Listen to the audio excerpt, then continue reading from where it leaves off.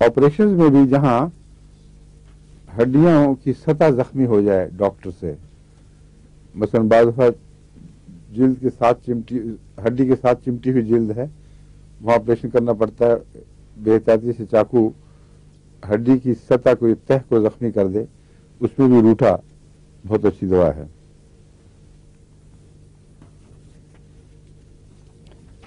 रूठा तो मैं बाज ऐसे मरीजों में जिनकी हड्डी पे ज़रब आ जाए, बाल पड़ जाए या फ्रैक्चर हो जाए, रूटीन के तौर पर देता हूं, क्योंकि ये जो नुस्खा है इसमें अस्पताल में रहने वाले मरीजों के मुतल्लिक उनके सर्जन्स ने गवाही दी है कि आम तौर पर जो हमारे ख्याल में हड्डी की ग्रोथ होनी चाहिए, मसलन अगर इसने 6 महीने लेने हैं तो 3 महीने में हो गई ठीक, 6 हफ्ते लेने थे तो 3 हफ्ते में ठीक हो गई।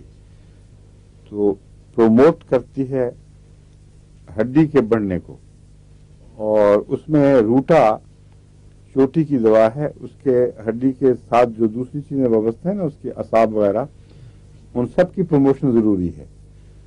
इसलिए रूटा, कैलकेरिया फॉस और सिम्फाइटम, ये 3 दवाएं हैं जो मैं मिला के देता हूं। कैलकेरिया फॉस इसके लिए है हड्डी के लिए, हड्डी के अपने मादे के लिए, और सिम्फाइटम और रूटा ये असाबी और नस रगो रेशो के लिए। अगर जख्म चोट ताज़ा हो तो इसके साथ आर्निका 30 मिला दिया जाए।